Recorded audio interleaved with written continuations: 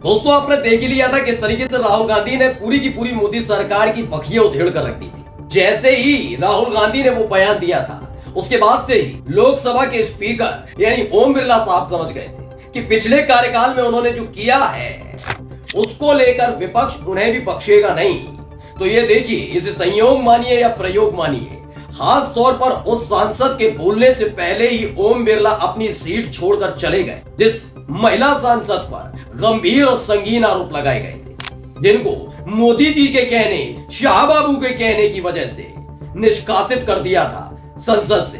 आरोप लगा दिया था कि वो पैसे लेकर सवाल पूछती हैं। एक उद्योगपति को बकायदा यूजर नेम और पासवर्ड दे दिया, यानी संसद की सुरक्षा में सेंधमारी की थी। वो बात अलग है कि ओम बिरला साहब को तब सेंधमारी नजर नहीं आई थी जब भारतीय जनता पार्टी के सांसद के पास से दो लफंगे घुसते हैं, वो दोनों के दोनों हंगामा करते हैं। उस पर कोई बात नहीं हुई थी, उस पर डांट डपट कर बिठा दिया था। उनको न निलंबित किया न निष्कासित किया, लेकिन हाँ, महुआ मोइत्रा को कर दिया था क्योंकि वो टीएमसी से सांसद थी। लेकिन एक बार फिर से वही महुआ मोइत्रा जीत कर आई है, जनता ने जिताया है। बीजेपी के सारी जो कारनामे हैं उस पर जनता ने मोहर लगाई कि देखो अब तुम्हें बख्शा नहीं जाएगा। और देखिए, हो वही रहा है। महुआ मोइत्रा ने जब बोलना शुरू किया तो ओम बिरला साहब वहां से चले गए, लेकिन बीजेपी की जो एक एक करके बखिया उधेड़ी उन्होंने, वो आज मैं आपको दिखाने जा रहा हूं। नमस्कार, मैं हूं प्रज्वल गौतम और आप देख रहे हैं हिंदुस्तान पोस्ट। मैं लगातार जिक्र कर रहा हूं उस दिन के बाद से जब से लोकसभा स्पीकर बने ओम बिरला। ओम बिरला साहब को तो आपने देखा ही है, जब वो बने थे स्पीकर, किस तरीके से बने वो सबने देखा। उसके बाद पहले राहुल गांधी ने, फिर अखिलेश यादव ने, एआईएमआईएम के चीफ असदुद्दीन ओवैसी ने, खुद महुआ मोइत्रा ने भी उन्हें याद दिलाया। सुदीप बंदोपाध्याय हैं जो सांसद भी हैं टीएमसी के, उन्होंने भी याद दिला दिया कि भाई किस तरीके से आपने पिछली बार 140 सांसदों को निलंबित कर दिया था। महुआ मोइत्रा ने भी बताया था। लेकिन आज महुआ मोइत्रा खड़ी हुई बोलने के लिए।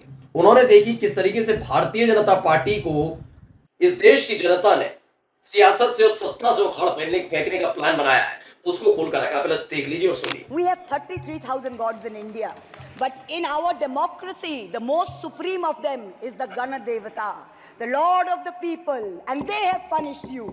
You may have formed the government again. The Honorable Prime Minister did 23 campaign meetings in Bengal and lost in 20 seats. In Maharashtra, the Honorable Prime Minister campaigned in 18 seats. The NDA lost in 15 of them. एक अकेला कितनों पे भारी पड़ा. In Punjab, he campaigned in Hoshiarpur, in Jalandhar, in Patiala, in Gurdaspur. The BJP all lost all the 4 seats. एक अकेला कितनों पे भारी पड़ा.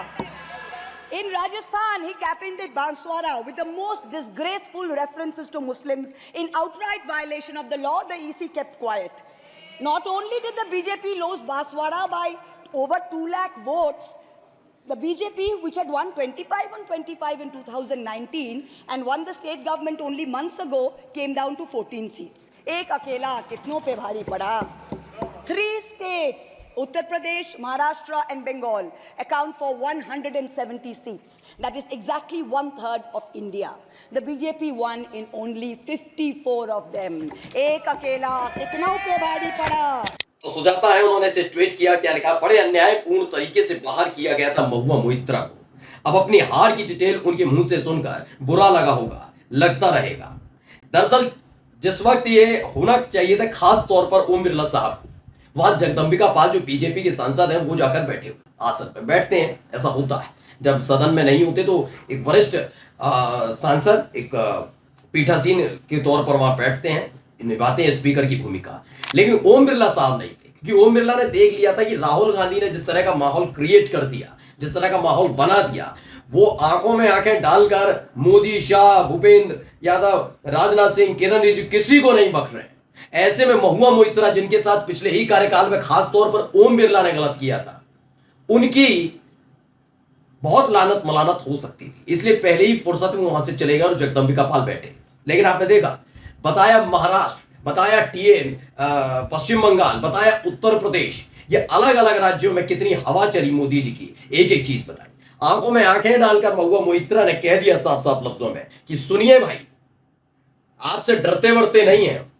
और ये जनता ने भी बता दिया कि अब डरेगा कौन, कब कपाएगा कौन। यही नहीं, जिस वक्त ये पूरी कार्रवाई हो रही थी ना, जब महुआ मोइत्रा पर पिछली बार हुई थी कार्रवाई, उस दौरान की एक एक कहानी जो सुनाई है उन्होंने, वो भी आपको सुनना चाहिए।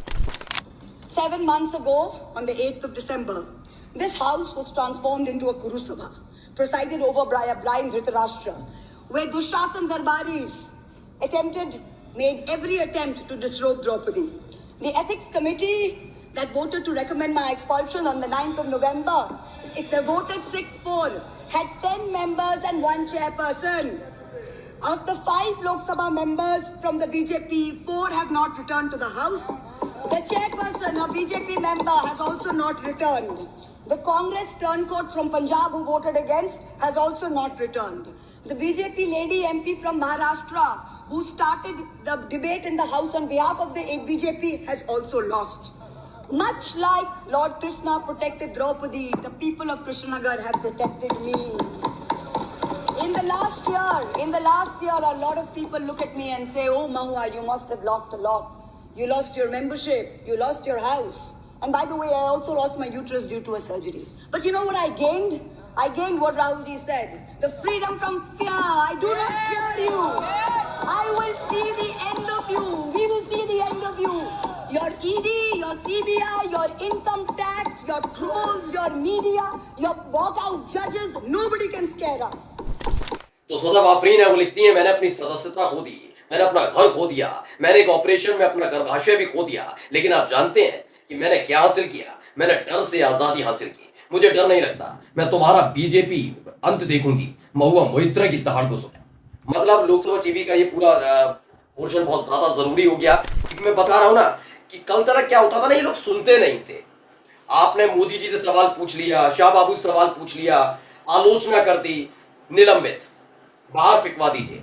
अब बड़े हैरानी वाली बात यह है कि जिस भाषा शैली का इस्तेमाल, जिस तरीके से अटैकिंग मूड में ना कोई विपक्ष का कोई सांसद रहा, पिछली बार नहीं आपने देखा होगा, फिर भी उन्हें निलंबित कर दिया गया पिछली बार, लेकिन इस बार किसी को नहीं छोड़ा जा रहा, किसी को नहीं छोड़ रहे। आप देखिए हैरानी वाली बात क्या है। आप लोग कहते थे ना कि नहीं यार वो गलत किया है, अभी भी चाहे तो स्पीकर कर, नहीं कर सकते। स्पीकर ये जानते हैं कि अब अल्पमत की सरकार है, ऐसे में अगर कोई भी रिस्क लिया गया तो साख तो आप पर लगेगी। संसद चल नहीं पाएगी, जिसकी जिम्मेदारी विपक्ष की नहीं होती, सरकार की होती है और लोकसभा स्पीकर की होती है। ऐसे में जो पहले मुट्ठी भर विपक्ष था, वो कुछ भी बोलता था तो उसे आसानी से फेंक देते थे, कोई फर्क नहीं पड़ता, विधेयक पास कराया गया। लेकिन अब ऐसा नहीं है। आप सोचिए, एक तरफ राज्यसभा के अंदर मल्लिकार्जुन खड़गे साफ साफ लफ्जों में जगदीप धनखड़ जी, जिनका बहुत जल्दी हर्ट हो जाते थे, मिमिक्री पर हर्ट होना, अपनी मिमिक्री को जाटों का अपमान बताना, बीजेपी के नेता के तौर पर उपराष्ट्रपति का काम करना, ये तमाम चीजें वो दिखा चुके हैं। उनके सामने मल्लिकार्जुन खड़गे ने साफ साफ कह दिया कि भाई यही तो थे प्रधानमंत्री नरेंद्र मोदी, जो कहते थे विपक्ष मुजरा करता है। जिस पर वो आपत्ति जताई तो बताया ये मैंने नहीं कहा है, ये मोदी जी ने कहा है। मैंने कहा है ना आपसे, जो इन लोगों ने बोया है ना 10 साल में, अब ये काटेंगे अगले 5 साल अगर सरकार में रहे तो। क्योंकि कोई बख्शने के मूड में नहीं है, कोई भी बख्शने के मूड में नहीं है। मैं ये नहीं कहता कि कोई और पार्टी ऐसे कार्रवाई नहीं करती या कभी किसी चीज का इस्तेमाल नहीं किया गया। सत्ता पक्ष कहीं ना कहीं चीजों का इस्तेमाल करता है, लेकिन जिस तरीके से इस देश के अंदर से लोकतंत्र को खूंटी पर टांगने का काम किया ना, वो नहीं करता। ईडी, सीबीआई, इनकम टैक्स, इन तमाम विभागों का इस्तेमाल खुल्लम खुल्ला किया गया। सोचिए किस किस काम के लिए किया गया। विपक्ष को खत्म करने के लिए, वो तो हुआ ही हुआ। चंदा लीलने के लिए किया गया। ये पैसे के भूखे ऐसे ऐसे रहे कि इन्होंने किसी को नहीं छोड़ा। सट्टा कारोबारी से पैसा लीला, शराब माफियाओं से पैसा लीला, दवा कंपनी बना रही है, उसके फेल हो रहे हैं टेस्टिंग में, लेकिन उनसे भी पैसा लीला। मतलब आपकी और हमारी जान से खिलवाड़ किया। इस देश के अंदर ये पहली दफा हुआ है। मैं ये नहीं कह रहा कि होता नहीं था, होता था, लेकिन इस तरीके से खुलेआम कि हम करेंगे, हम ही करेंगे और कोई कुछ कर नहीं सकता। ये इसका इस्तेमाल मोदी शाह ने किया है और वो काटने का समय आ गया। अब आप देख रहे हैं किस तरीके से साहब महुआ मोइत्रा ने जो पोल खोल कर रखी है, उसने बता दिया कि आने वाला वक्त, ये तो कार्रवाई अभी चली रही है, आने वाला वक्त मोदी सरकार के लिए ठीक ठाक रहने वाला नहीं है। वो बड़े आसानी से चलाते रहे थे संसद की कार्रवाई, बस विपक्षियों को उठा उठाकर बाहर फेंकना था। लेकिन अब ये करने की हिम्मत नहीं जुटा पा रहे हैं स्पीकर महोदय, हाथ बंध चुके हैं। वो जानते हैं कि अगर एक भी विपक्षी सांसद को बाहर फेंकवाया सिर्फ इसलिए मोदी शाह की आलोचना करेंगे, तो उसके बाद उनके खिलाफ भी विपक्षी सांसद किस तरह का रुख अख्तियार करेंगे। कल तो देख भी लिया था ना, राहुल गांधी जब अटैकिंग मोड में थे तो खुद अमित शाह जिनसे संरक्षण मांगते थे वो सदन से संरक्षण मांग रहे थे, लोकसभा स्पीकर से संरक्षण मांग रहे थे। क्यों? क्योंकि राहुल गांधी की एक एक बात उन्हें चुभ रही थी। अब एक एक करके सांसद अब उनकी से जवाब तलब कर रहा है। महुआ मोइत्रा ने जिस तरह से धोया है, यकीन मानकर चलिए भारतीय जनता पार्टी का एक भी सांसद कुछ कह नहीं पाया। नमस्कार।